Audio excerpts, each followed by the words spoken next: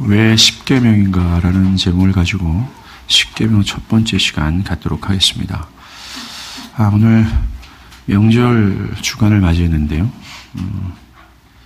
예년에 비해서 오늘 좀 출석률이 명절 기간인데도 꽤라는 표현을 할 수밖에 없는 꽤 많은 편입니다. 우리 좀 들뜬 마음들, 어수선한 마음들을 좀 잘 다스리면서 이 하나님 말씀에 집중하길 바랍니다. 자, 오늘부터 우리는 하나님의 율법을 대표하는 십계명을 볼 겁니다.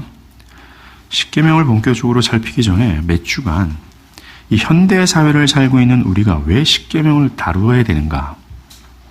왜 그것을 배우고 또 왜 그것에 순종해야 되는가?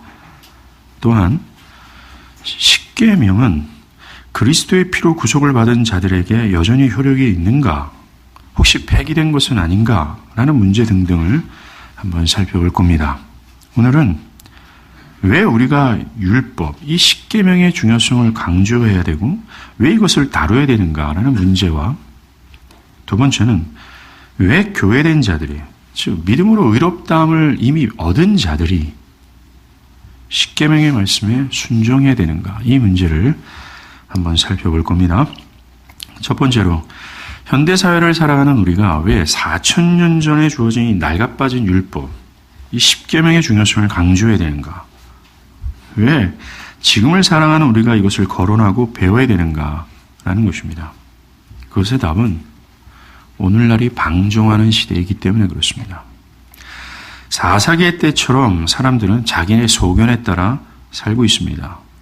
배도한 이스라엘처럼 하나님께서 판단하시기에 옳은 대로 행하지 않고 자기 자신이 하나님 되어서 자신들의 판단에 옳은 대로 행한다는 거예요. 자신이 주인이 되어서 자신의 생각과 견해가 진리가 되어버린 겁니다. 자신의 생각과 견해가 진리가 되어 그것에 따라 살아간다는 것이죠. 이 포스트 모더니즘으로 대변되는 지금의 사회가 그렇습니다. 사람들은 어떤 확정적이거나 또 변형되지 않는 진리란 없고 자기 자신이 진리라고 생각을 한다는 겁니다. 자신이 생각하는 바가 진리고 또 오랜 경험을 통해서 형성된 가치관과 소견을 고집하는 겁니다. 강팍한 사람이라고 성경에서는 얘기하죠. 성경에서 말하는 강팍한 사람이 다른 사람들이 아닙니다. 악하고 살인과 폭력을 휘두르는 사람을 강팍한 사람이라고 얘기하는 것이 아니라 그 전형이 바리새인과 같은 사람입니다. 뭡니까? 자신의 소견이 진리라고 믿는 겁니다. 자신의 가치관이 맞다고 고집하는 거죠. 그것을 매우 고집스럽게 주장하는 사람을 강팍한 사람이라고 성경은 정의한다는 겁니다. 이러한 흐름이 교회에 매우 깊이 들어와 있어요. 그래서 일명 하나님의 백성이라고 자신을 하는 사람 안에서도 하나님의 뜻을 명확히 알고 그 뜻을 따라 살기보다는 그저 자신이 생각하는 바에 따라 신앙하고 살아간다는 것입니다.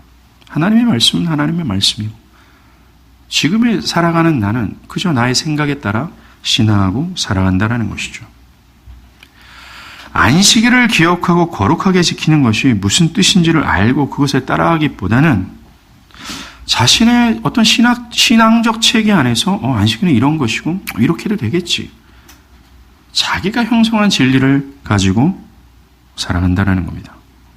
심지어 십계명처럼 오래된 율법은 시간이 지나면서 다르게 해석되어야 된다라고 생각합니다. 또는 구원은 율법에 의해서 되는 것이 아니라 그리스도를 믿는 믿음으로 되는 것이니 율법은 소용이 없는 것이다 라고는 이상한 신학을 주장한다는 것입니다. 신앙한다는 것은 이런 것이고 과거의 사람들처럼 그렇게 하지 않을지라도 과거의 사람은 그렇게 했을지라도 현대를 살아가는 우리는 굳이 그렇게 할 필요가 없다라고 생각을 한다는 겁니다. 매우 개인적이고 매우 자기중심적 측면에서 생각하고 신앙한다는 거예요. 사람들이 자신의 소견에 따라 판단하고 그렇게 따라가는 이 궁극의 목적이 있습니다. 그들이 그렇게 하고자 하는 궁극의 목적은 바로 헛된 자유예요. 방종이라는 겁니다. 하나님의 권위나 법체계 안에서 벗어나서 자기 임의대로 신앙하고 싶어 하는 것. 이 타락한 아담이 꿈꿔왔던 자유를 꿈꾸는 겁니다. 여호와 하나님의 법 테두리에서 벗어나 자신이 하나님이 되어서 자기 멋대로 신앙하고 자기 멋대로 살고자 하는 것이 자기의 소견대로 살아가고자 하는 사람들의 궁극의 목적이 된다는 것입니다. 다른 것이 아니라는 겁니다. 자기 중심성에 함몰되어 있는 사람들은 신앙과 하나님을 매우 개인주의적 측면에서만 생각을 합니다. 자신의 삶을 향한 하나님의 뜻에 집중해서 하나님은 내가 어느 대학에 진학하기를 원하실까? 누구와 결혼하기를 원하실까? 어느 직장을 다닐지? 또 어떤 도시에 이사할지 등등 자신의 삶에서 최고의 선택을 놓치고 싶지 않은 심정으로 그 최선의 선택을 놓치지 않을까 하는 두려운 마음으로 하나님 뜻을 갈망하는 거예요. 그 하나님의 뜻이 궁극적인 그의 관심사가 아니라 자신이 손해를 입지 않을까라는 두려움 속에서 하나님의 뜻을 찾는다는 겁니다. 이들이 자기를 향한 하나님의 뜻에 집중하는 이유는 대부분 자기 유익을 위한 이 이기적인 죄성에서 동인이 된 거예요. 자기 자신을 더 강화하기 위하여 자신의 손해를 최소화하기 위하여 더욱 내가 영화롭게 하고 더 귀한 나의 유익이 되는 것이 어떤 것인지를 발견하기 위하여 하나님의 뜻에 관심을 갖는다는 겁니다. 그래서 사람들은 자기 중심적 집착 안에서 하나님의 뜻에 집착한 나머지요. 이 계시된 하나님의 말씀에 대해서는 별로 관심이 없습니다.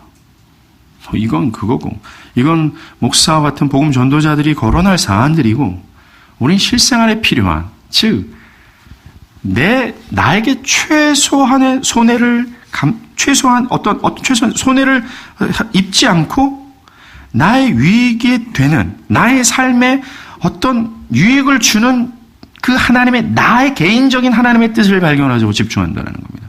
사람들은 그저 바라는 하나님의 뜻이라는 게 그거라는 거예요. 그래서 이 성경 속에서 하나님의 뜻을 발견하기보다는 흔히 말하는 성령의 직감, 주관적 직감에 집중하는 겁니다. 내가 누구와 결혼하고 어느 대학에 가고 어디서 살고 무슨 직장을 다니고 이번 사업은 어디서 추진하고 어떤 종류의 사업을 하고 등등 결국 자기 자신이 가장 유리한 것이 무엇인지를 찾기 위해 비성경적이고 비이교도적인 방법을 고안해냈다는 겁니다. 일명 직통계시나 하나님의 음성을 듣는다라는 거죠. 그러나 그것은 헛된 수고일 뿐입니다. 왜냐하면 그러한 세세한 사안들에 대해서는 하나님이 말씀하지 않기 때문입니다. 이런 개인적 측면에서만 하나님의 뜻을 찾는 사람들에게 하나님은 미가 선지자를 통해서 이렇게 말씀하셨어요. 미가서 6장 8절입니다. 제가 표준세 번역으로 읽어드릴게요. 사람아, 무엇이 선한 것인지를 주께서 이미 말씀하셨다. 주께서 너에게 요구하신 것이 무엇인지 이미 말씀하셨다. 그것은 공의를 실천하며 인자를 사랑하며 겸손히 네 하나님과 함께 행하는 것이 아니냐라는 거예요. 이미 성경을 통해 제안하신 하나님의 뜻과 말씀이 각각의 개인을 향한 하나님의 뜻이라고 말하는 겁니다. 우리가 나를 향한 하나님의 뜻을 묻고자 하고 그것을 알기를 바란다면 이미 기록되어 있는 이 하나님의 말씀 속에서 그것을 찾아내야 된다는 거예요. 그런데 그것을 생각지 않고 어떤 거시적인 하나님의 뜻 있잖아요. 이런 데 관심이 없습니다. 그래서 나에게 유리한 측면에서만 그 하나님의 뜻을 찾는 데 급급한 겁니다. 사람들이 이처럼 하나님의 뜻과는 상관없는 자신이 주인 되어서 자신의 생각과 견해, 그래서 나의 유익과 영광을 얻고자 하는 것에만 집착하고 또 그렇게 살아간다는 겁니다. 상당히 개인주의적인 그런 거죠. 이것이 성경에 말하는 인간의 본성의 상태입니다. 타락한 아담처럼 인간의 본성은요, 하나님을 마음에 두기를 싫어해요. 하나님의 법 테두리 안에 있는 것을 싫어합니다. 우리가 타락한 아담을 보면서 우리가 깨닫지 않습니까? 하나님은 아담에게 선악과를 먹지 말라고 하는, 하나님을 전폭적으로 의존하고 하나님의 법을 따르라고 하는 테두리를 제안하시고 설정하셨습니다. 그러나 아담은 그걸 원하지 않았다는 것입니다. 인간 본성은 하나님을 마음에 두기를 싫어하고 그저 자신을 매우 지혜롭다 여기며 고집스럽게 자신의 견해를 따라 산다라는 겁니다. 로마서 1장 21절과 22절에 그 얘기를 해요. 하나님을 알되 하나님을 영화롭게도 아니하며 감사하지도 아니하고 오히려 그 생각이 허망하여지며 미련한 마음으로 어두워졌나니 스스로 지혜있다 하나 어리석게 돼요. 또한 그들이 마음에 하나님 두기를 싫어하며 하나님께서 그들을 그 상실한 마음대로 내버려 두사 합당치 못한 일을 하게 하셨다라고 얘기합니다. 그러하게 이 헛된 자유를 꿈꾸는 이 죄악된 본성을 가지고 있는 인간은요, 그냥 내버려 두다가는 쉽게 오망방자하며 자기중심적 집착 안에서 그저 자기가 원하는 대로 자기의 육체의 욕심에 따라 살아갈 수밖에 없다는 겁니다. 어떤 분명한 법을 제한하지 않으면 쉽게 오망방자하여서 자신의 판단에 옳은 대로 행한다는 겁니다. 가만히 내버려 두면 잘 될 겁니다. 그저 나를 가만히 내버려 두십시오. 이거는 인간의 본성상 불가능한 겁니다. 오늘날 이런 교육들이 이 어떤 교육과 안에서 굉장히 유행되고 있는 뭐라는 거예요? 자유주의 교육? 뭐라고 얘기할까요? 아이들을 그냥 가만히 내버려 두십시오. 아이들은 알아서 잘 큽니다. 그저 기쁘고 즐겁게 생활하게 하면 됩니다. 그래서 숲속에다 유치원을 설치해서 하루 종일 애들이 숲속에서 즐겁게 뛰어놀면 애들은 알아서 잘 크게 될 겁니다. 라는 교육들이 유행하죠. 집안에서 아이들이 막 이렇게 하면 어떤 통제도 가하지 않습니다. 그냥 가만히 냅두어 두면 아이들은 잘 큽니다. 라는 거예요. 그런 어떤 자유주의적 교육이 교회 안에로 들어와서 많은 신도들은 목사님, 저 그냥 가만히 내버려 두세요. 그러면 제가 언젠가는 깨달아서 언젠가는 잘할 겁니다. 라는 생각을 합니다. 이 근본이 어떤 신학이 흘러가고 있는 줄 아십니까? 그 인본주의예요. 인간의 성선설을 주장하는 근거가 있는 겁니다. 인간은 태어날 때부터 선하다는 근거를 가지고 이 주장을 하는 겁니다. 그러나 우리가 성경을 보듯이 성경은 성선설을 주장하는 것이 아니에요. 성경은 인간이 부패했고 인간은 자기 멋대로 자기 육체의 욕심에 따라 살아가고자 하는 본성이 있다라고 얘기합니다. 그러하기에 율법이 필요하다는 거죠. 가만히 버려두면 인간은 자기의 좋은 대로 자기 소견에 따라 살 뿐이에요. 그래서 죄악된 인간들에겐 어떤 기준이 되는 것, 방향을 제시하는 것이 필요한 거예요. 이것이 여호와의 율법, 십계명이라는 겁니다. 십계명은 어떻게 하면 구원을 얻을까라는 사안을 말하는 것이 아닙니다. 십계명은 어떻게 하나님을 신앙해야 하는가, 하나님을 어떻게 경건하게 섬기며 살아야 되는가라는 거기에 관련된 사안이라는 겁니다. 신앙의 방향성을 제시한 하나님의 명령이라는 거예요. 이 십계명, 이 율법을 하나님께서 주신 것만 보더라도 사람은 자신의 판단에 따라 옳은 대로 살아가는 것이 아니라 하나님이 제시하신 방향에 따라 살아가는 것이 마땅함을 우리는 여기서 알 수 있어요. 하나님은 우리들에게 어떤 방향으로 하나님을 신앙해야 되는가 말씀하셨다는 겁니다. 하나님을 신앙하고 경건하게 살아가는 것이 우리의 생각에 따라 해야 될 사안이 아니라는 거예요. 그냥 정성껏 신앙하고 열심히 살면 또 열심히 주를 섬기면 되는 것이 아니라는 말씀입니다. 여러분들이 만약에 지하수를 끌어올리려고 한다면 무작정 땅을 파서는 안 됩니다. 먼저 물길을 찾아야 되고 땅 지표면에서 가장 가까운 물길을 이 스팟을 찾아서 거기를 아주 열심히 파들어가야 되는 거예요. 그냥 열심히 정성을 다해서 파내려가는 것은 아무런 소용이 없습니다. 아무리 정성껏 하나님을 섬기고 열렬히 신앙을 한다 해도 또 열심히 성실하게 살아간다 해도 그것이 하나님이 제시한 방향성과 뜻에 부합하지 않으면 그건 아무것도 아니라는 거예요. 헛된 수고일 뿐이라는 겁니다.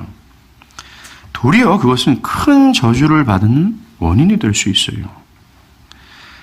사람들은 하나님께서 제시하신 뜻을 모호하게 감잡아서 자신 나름대로 그냥 정성껏 열심히 하면 된다는 식으로 생각을 합니다. 그리고 그렇게 해도 된다라는 식의 어떤 이 의식이 팽배합니다. 현대 사상에 물들어서 어떻게 하나님을 신앙해야 되는가라는 문제에 대해서 성경을 찾고 그것을 따르기보다는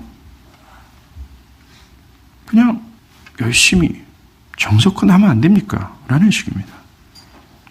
그것처럼 위험한 것이 없습니다. 이런 행위를요, 이 다윗과 이스라엘이 범했습니다.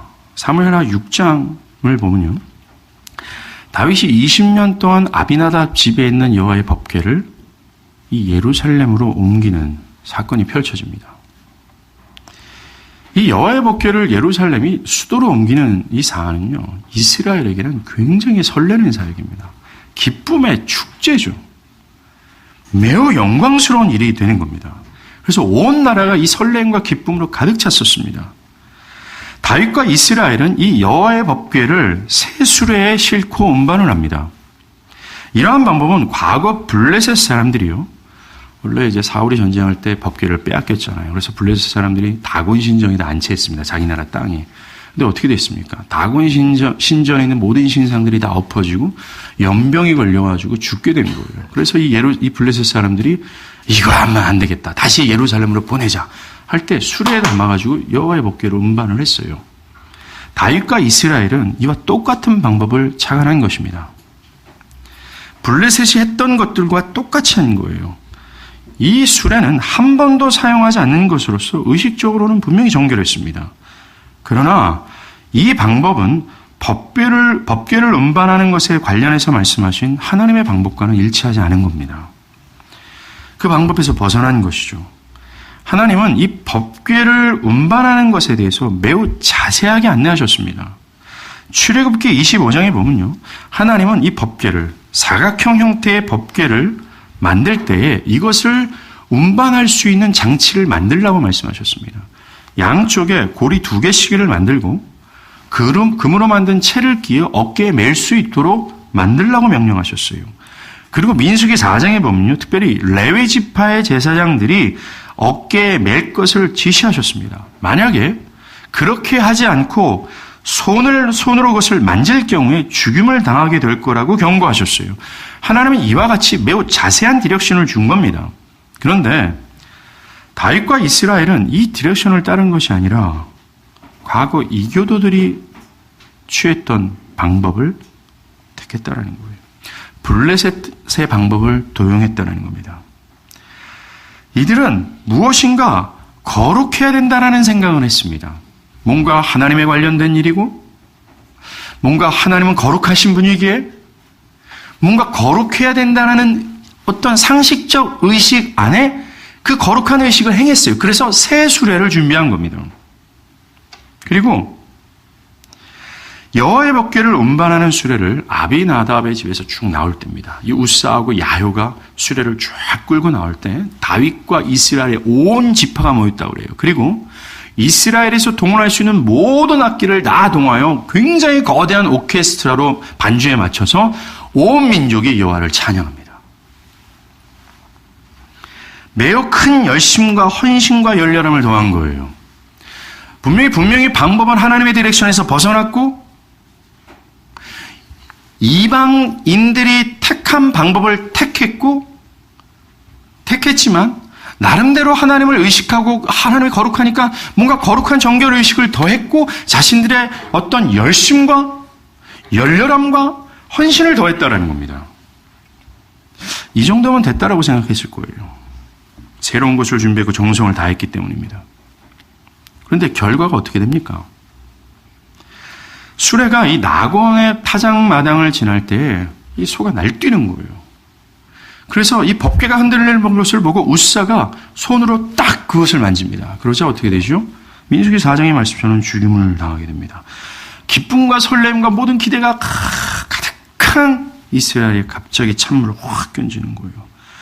축제와 축제의 현장이 이 죽음의 현장이 되어버리고 만 겁니다. 온 이스라엘의 정성과 헌신과 열심과 이 거룩한 의식이 한순간에 물거품이 되어버린 거예요. 원인이 뭡니까? 정성이 부족했습니까? 헌신과 열심이 부족한 탓입니까? 아닙니다. 이들의 문제는 언약궤를 옮길 때 지시한 하나님의 뜻을 따르지 않는 거예요. 하나님의 뜻을 알고 그 뜻에 부합한 정성과 열심과 의식이 있어야 된다는 것입니다. 하나님이 제시한 디렉션을 따르지 않는 겁니다. 그것이 문제였어요. 사람들은 그와 같은 잘못을 범하고 있다는 겁니다. 혹시 여러분의 신앙도 그렇지 않을까 한번 돌아보길 바랍니다. 사람들은 다윗과 이스라엘처럼요, 하나님께서 제안하신 방법을 생각하지 않고 블레셋의 방법을 취한 것처럼 여러 세상 정신과 자기 본성이 소유하는 이 종교성을 가지고 하나님 이런 분일 거야, 하나님이 이렇게 하면 기뻐하실 거야, 막연하고 낙관적인 사고를 가지고 있습니다. 다윗과 이스라엘 사람들이 과거 블레셋의 경험을 근본으로 해서 그것을 행했던 것처럼 사람들은 어렸을 때부터 이 종교 활동을, 교회 다니는 활동들을 통해서 어렴풋이 경험했던 그 경험을 바탕으로 하나님 이렇게 섬기면 돼 라는 의식이 팽배한 거죠. 어떻게 하나님을 섬길 것인가, 어떻게 하나님을 신앙해야 하는가, 이에 대한 문제를 성경이 아닌 또 하나님께서 명령하신 법을 따라가는 것이 아니라 그냥 자기 마음대로라는 거죠. 이것은 죽음을 불러오는 형태입니다. 여러분들이 정성껏 무엇을 한다 할지라도 하나님의 법에 벗어난다면 그는 가치가 없는 것이라는 것이죠.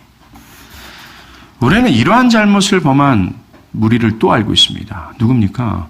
사도 바울을 대적했던 이 전통적 유대인이었다는 거예요. 이들은요, 이 전통적 유대인들은 유방인들이 율법을 행하지 않고 오직 믿음으로 의롭다함을 받을 수 있다는 이 바울의 복음을 받아들일 수가 없는 거예요. 2000년 동안 가지고 있던 이 뿌리 깊은 그들의 전통과 그들이 정한 기준에서 벗어나는 이 복음을 수용할 수가 없었던 것입니다. 이들은 율법에 매우 열심히 있었어요. 매우 특심입니다. 그리고 매우 정직하고 진실하게까지 했다는 것입니다. 그러나 이들을 향해 바울이 뭐라고 얘기합니까? 로마서 10장 2절입니다. 내가 증언하노니 그들이 하나님께 열심히 있으나 올바른 지식을 따른 것이 아니니라 라고 말합니다. 유대인들은 열심히 있었습니다. 그리고 또한 진실하기까지 했습니다. 그러나 그것이 하나님의 지식을 따르는 열심과 진실이 아니었다라는 거예요. 이들의 열심과 진실함이 올바른 지식, 즉 하나님의 뜻을 따른 것이 아니라고 바울은 말하고 있는 겁니다. 이것이 오늘날 사람들이 겪고 있는 문제라는 거예요. 만약 어떤 사람들이 진실한 마음으로 열정을 당하면 어떤 것도 문제가 되지 않는다라고 생각합니다. 어떤 사람이 순박하고 거짓 없이 열정을 다하면 그것이 옳은지에 대해서 별 상관이 하지 않고 정말 참 대단한 사람입니다. 참 귀합니다. 라고 말합니다. 교회 안에조차도 바른 교의보다 진실함과 열정이 높이 평가하는 시대가 되어버렸다는 겁니다. 사람들은 우리에게 필요한 것은 바로 진실한 마음입니다. 이것저것 따지지 마십시오. 그것이 진리든 신경 쓰지 마십시오. 오직 진실하게 또 열심히 하면 됩니다. 물론 진실함이 없다면 진리에 이를 수 없어요. 그러나 진실함과 열정, 진실과 열심을 진리로 대체해버려서는 안 된다는 겁니다. 바울을 대적했던 유대인들은요, 자신들이 가지고 있는 이 열렬함과 또 진실함이 진리라고 생각을 했습니다. 이들은 자신들의 열심과 진실함이 하나님을 기쁘시게 할 수 있다고 생각을 한 거예요. 이렇게 정성을 다하고 이렇게 열심히 있으면 하나님이 알아주실 거야 라는 거예요. 이 생각을 누가 했습니까? 하나님이 받지 아니하신 가인의 태도였다라는 거예요. 가인도 1년 동안 농사지은 이 농산물 있잖아요. 피땀 흘려서, 여러분 농사지는 게 어렵잖아요. 비가 와도 비가 또 안 오면 안 오는 대로 얼마나 수고했습니까? 그 수고한 자신의 결실을 하나님께서 이렇게 하나님께 드리면 하나님이 내 수고에 감탄하셔서 나를 받아주시겠지라고 한 거예요, 가인은. 근데 결국 하나님이 그를 받지 않으시다는 겁니다. 왜요? 그의 방향이 틀렸기 때문에 그렇습니다.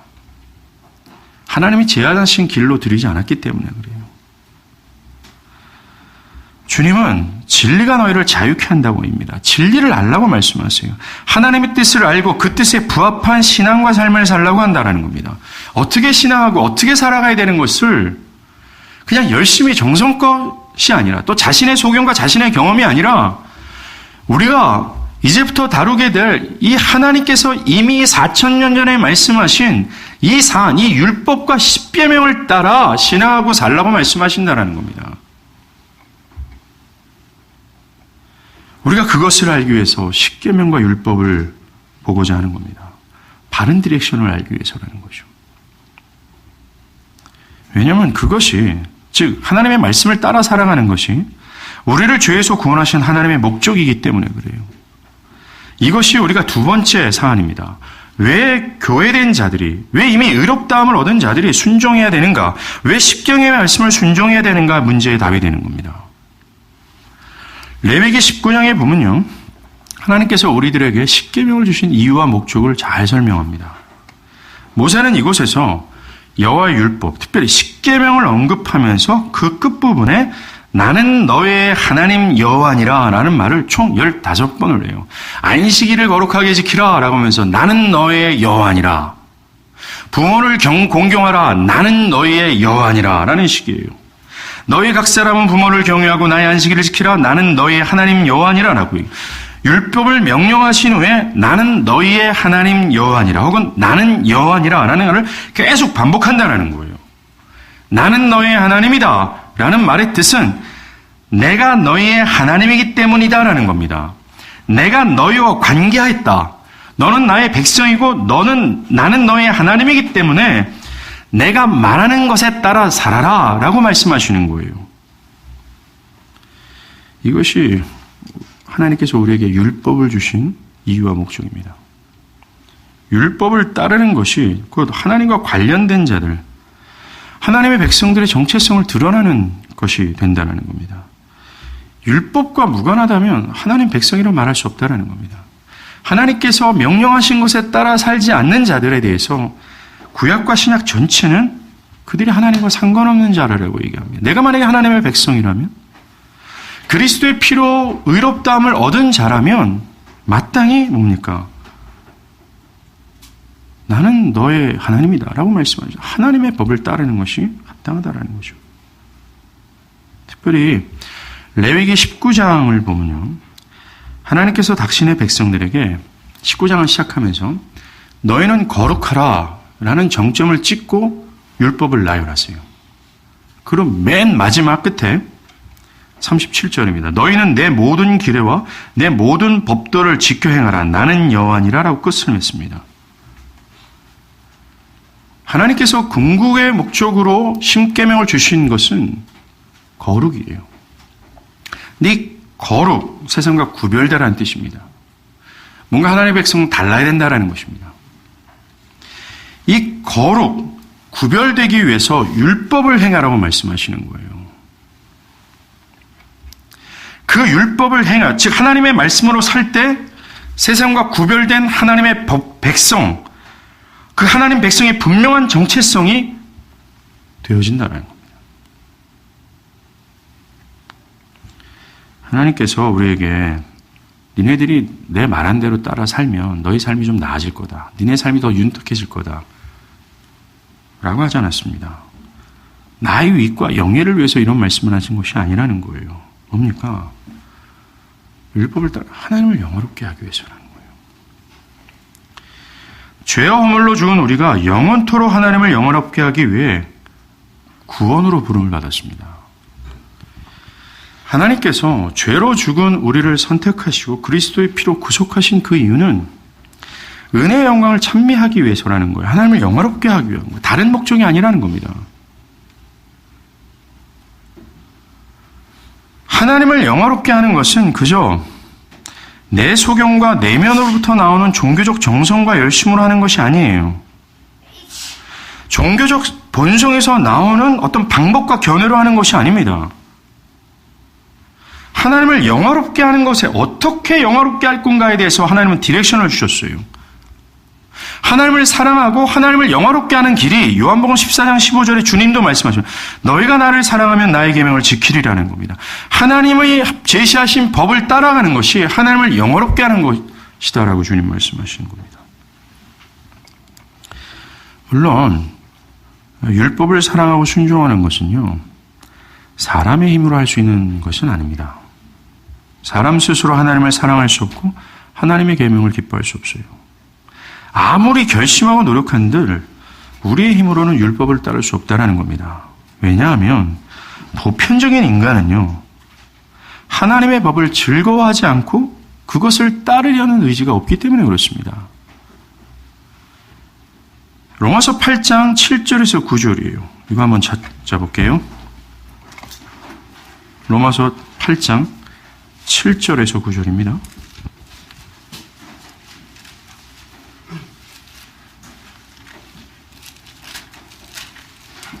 로마서 8장 7절에서 9절입니다.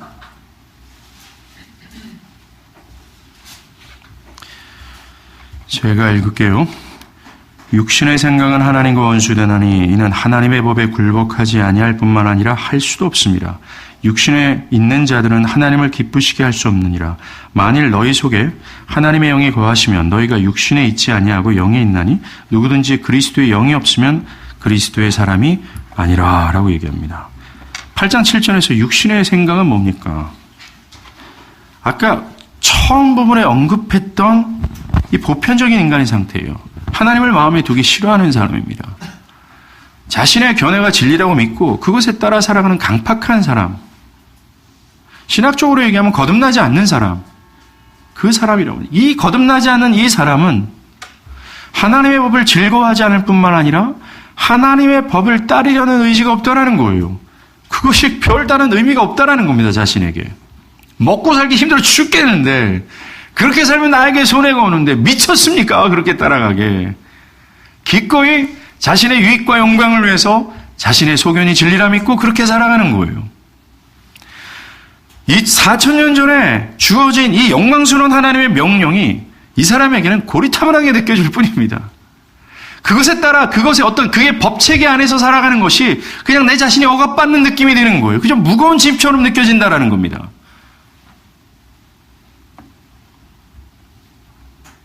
이러한 상태에 있는 사람들은 율법을 즐거워할 수 없어요. 사랑할 수 없습니다. 순종하기란 불가능한 겁니다.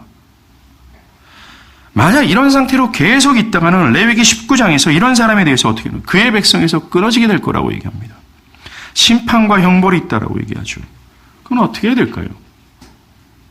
인간의 본성상 하나님의 법을 즐거워하지 못하는 상황에 있는 이런 강팍한 상태에 있는 이 인간이 어떻게 해야 하나님의 법을 즐거워할 수 있을 거예요? 하나님의 법이 의미가 있어서 어떤 손해가 있더라도 하나님의 법을 따라가는 것이 합당하다, 그것이 달콤하다 라고 하는 삶으로 변화될 수 있을 거예요. 하나뿐입니다. 성령으로 거듭나야 되는 거예요. 주님께서 요한복음 3장에 말씀하신 물과 성령으로 거듭나는 역사가 필요하다라는 겁니다. 오늘 우리가 읽은 본문이 이것을 말하는 거예요. 거듭남이란 성령께서 이 보편적 안에 있는 이 죄된 인간이 갖고 있는 본성, 이 본성적 이 옛사람을 죽이는 것으로 시작되는 겁니다. 곧 나 자신을 하나님으로 여기며 나의 견해와 어떤 가치관이 진리라고 고집하는, 그래서 그것에 따라 살아가는 것을 어떤 먹고 사는 것에 있어서, 생각하는 것에 있어서나 또 신앙하는 것도 나의 소견에 따라 살아가는, 무엇을 해도 말입니다. 다 내 유익과 내 자랑과 어떻게 하면 손해 안 보고 어떻게 하면 더 유익을 더 취할 수 있을까라면서까지 하나님의 뜻을 쫓는 이런 모든 옛 근성들, 옛 본성들을 하나님께서 목베이시고 나의 모든 것이 거짓이며 틀렸구나라는 것을 깨닫게 하시고 오직 진리는 여호와의 말씀으로써 이 진리를 평생토록 영원토록 즐거워하며 따르는 것이 가장 합당하게 여기는 새로운 본성과 의지를 심어주는 것, 이게 거듭남이라고 얘기해요. 총체적인 변화가 필요하다는 겁니다. 하나님을 마음에 두기 싫어하는 것이 무너지는 거예요. 하나님의 법에 굴복하고 싶지 않은 이 강팍하고 오집스러운 사람, 이 마음의 상태가 무너지는 겁니다. 뽑히는 거예요. 우리가 교회를 수십 년 다니지 않습니까? 교회 안에 있음에도 불구하고 어떤 사람들은 하나님의 법에 의미를 찾고 그 법을 따라가는 것이 합당해서 날마다 쓰러지고 실패하지만 그래도 분투하며 살아가지만, 어떤 사람들은 교회 안에 있음에도 불구하고 그냥 햇빛이 찬란하면 그렇게 되고 여건이 되면 되고 여건이 안 되면 안 되는 거예요. 왜 그럴까요? 거듭남의 문제라는 것입니다. 어떤 사람들은 4,000년에 주어진 이 낡아빠진 교리가, 이 율법이 그렇게도 소중해서 하나님의 방향에 따라 살아가는 것이 그렇게 합당하게 여겨지는데, 어떤 사람들은 뭔가 정성껏 열심히 하지만 하나님의 방법에 대해서 알 필요도 없고 그저 자기의 소견에 따라 살아가는 이유가 뭘까요? 이 거듭남의 문제라는 것입니다. 어떤 사람은 하나님을 두려워해 하나님을 경외하는 겁니다. 그래서 뭔가 하나님을 의식하면서 뭔가 노심초사 그 하나님을 따라서 살아가고자 하지만, 어떤 사람은 교회 안에 있음에도 불구하고 그렇지 않은 거예요. 거듭남의 문제라는 것입니다. 새로운 본성과 의지가 심겨지는 것, 이것이 문제라는 거예요. 새로운 원리가 심겨져서 그 원리에 따라 살아가는 것, 그것이 필요하다는 겁니다. 이것이 구원의 시작이고 구원의 상태며 구원받은 자의 내면이라고 얘기하시는 거예요. 하나님의 법을 즐거워하는 참된 하나님의 백성이 되는 상태가 이겁니다. 거듭나는 상태예요. 그래서 주님은 너희가 물과 성령으로 거듭나지 아니하면 하나님 나라에 갈 수 없다고 말씀하시는 거예요. 거듭나지 않으면 하나님의 말씀을 따르지 못하기 때문에 그렇습니다. 하나님의 법을 따라 구별되는 삶을 살고 그걸 통해서 하나님을 영화롭게 하기 위해서 하나님은 우리를 구원하셨는데, 이 사명을 거듭나지 않고서는 실천할 수 없기 때문에 그렇다라는 겁니다. 요한일서 5장 1절도 그래요. 그리스도를 믿는 자마다 하나님으로부터 난 자니, 거듭난 자니, 또 나으신 이를 사랑하는 자마다 그에게서 난 자를 사랑하느니라. 하나님을 사랑하는 것은 이것이니 우리가 그 계명을 지키는 것이라. 그의 계명들은 무거운 것이 아니라. 사도 요한은 거듭난 자들이 하나님을 사랑한다고 얘기해요. 그리고 하나님을 사랑하는 것이 계명을 지키는 것이라고 얘기합니다. 그런데 이 거듭난 사람들은 계명을 지킬 때 이것이 무겁지 않다라고 얘기합니다. 왜 교회된 자들이 십계명의 말씀에 순종해야 되는가? 그것은 교회가 되게 하신 목적이기 때문에 그렇습니다. 하나님이 나의 하나님이 됐기 때문에 그래요. 계명을 따름으로 교회는 그들 자신이 하나님을 사랑한다는 것을 증명하고, 그걸 통해서 하나님을 영화롭게 하고, 또한 그것으로 그들이 거룩함을 향하게 한다는 겁니다. 이 복음서뿐만 아니라 사도들의 모든 서신에서는 공통적으로 그리스도를 믿는 믿음과 순종을 분리하게 하지 않아요. 순종을 믿음의 열매라고 주구장창 말합니다. 어떤 사람들은 나는 예수를 믿어요. 나는 이미 위롭다함을 받았어요. 그러니 예전처럼 그래도 살면 돼요. 굳이 나의 삶을 거스르면서까지 주님의 말씀에 순종할 필요가 없어요. 난 믿었고 이미 천국행 티켓을 잡았기 때문에 그렇습니다. 그러니 4,000년 전에 주어진 이 낡아빠진 법, 이것을 따르거나 그것에 순종할 필요가 없습니다라고 말합니다. 하나님의 말씀을 순종하는 것으로 구원받는 것은 결코 아닙니다. 순종했기 때문에 구원받는 건 아니에요. 오직 믿음으로 구원을 받습니다. 그런데 모든 복음서, 즉 신약 성경 전체는 주님의 말씀에 순종하는 새롭게 변화된 삶이 믿음의 열매요 결과라고 얘기합니다. 즉 내가 예수를 믿는다면 하나님께 순종하는 삶이 나타날 수밖에 없다라고 얘기해요. 믿음과 순종을 분리하지 않는다라는 것입니다.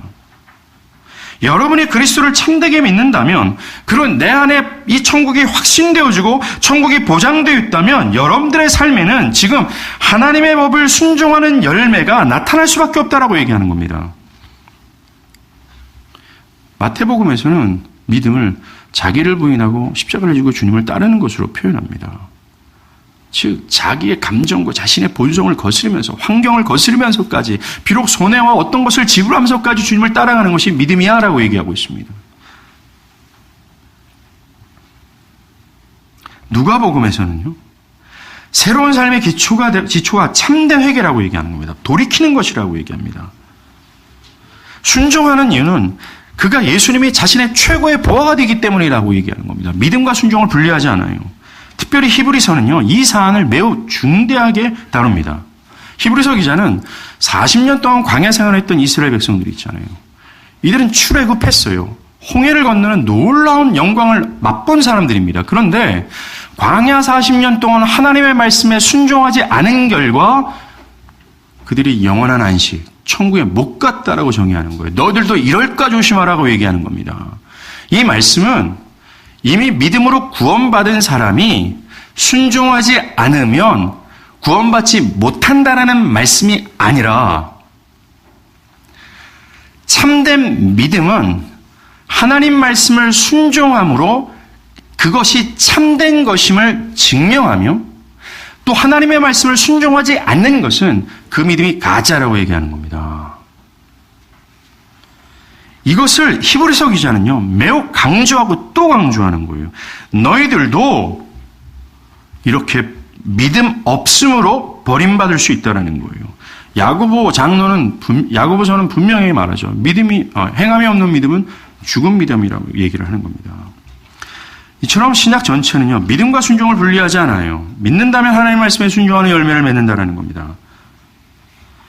이것이 믿는 우리가 왜 십자가를 걸어내야 되고, 십계명을 걸어내야 되고, 왜 그것에 순종해야 되는가 답이 될 겁니다. 사랑하는 여러분, 여러분은 어떻게 하나님을 신앙하는가, 이 사안에 대해서 이 진리의 디렉션을 따라가기를 원합니까? 아니면 자신의 소견대로 그냥 지금처럼 행하기를 원하시고 또 그렇게 또 행하고 있습니까? 우리는 마치 어린아이처럼 백지의 상태에서 한 항목 하나를 하나님이 그렇게 어떻게 말씀하셨을까? 이것이 바른 것일까? 또 이렇게 따라가는 것이 합당할까? 라고 하는 겸비함이 필요해요. 아니면 그냥 내버려 두세요. 그럼 제가 잘 알 겁니다. 라는 태도를 가지면서 그냥 신앙하고 있습니까? 아니면 그냥 정성껏 그냥 열심히 신앙하면 됩니다. 그럼 하나님이 알아주실 겁니다. 아니면 어떤 이런 이교도적인 생각을 하고 있습니까? 그리고 말씀에 순종하는 삶이 없음에도 불구하고 나는 예수를 믿는 사람입니다. 라고 말하지는 않습니까? 주님은 썩은 나무에서 좋은 열매를 기대할 수 없다고 말씀하세요. 그 사람의 내면이 성령으로 거듭나지 않았다면 하나님의 말씀을 순종하는 건 기대할 수 없다는 겁니다. 만약 그렇다면 거듭나야 되는 거예요. 하나님께 통회하고 자복하는 심령으로 나의 마음의 변화를 위해 기도해야 되는 겁니다. 그리고 지금까지 내 생각에 따라 하나님을 신앙했던 것을 두려워하는 마음으로 회개하는 거예요. 자기는 나름대로 자부했던 종교적 진실함과 열심 등을 부인하면서 말입니다. 바라기는 이 계속되는 이 십계명의 가르침을 통해서 우리가 어떻게 하나님을 신앙하고 어떻게 살아가야 되는가 이 분명한 뜻을 깨닫길 바랍니다. 그리고 그것에 순종하는 우리 자신이 되길 바라요. 그것으로 하나님이 나의 하나님이 됐음을 증명하고 하나님이 거룩하게 하였다는 이 뜻을 성취해가는 저와 여러분이 되길 간절히 바랍니다. 기도하겠습니다.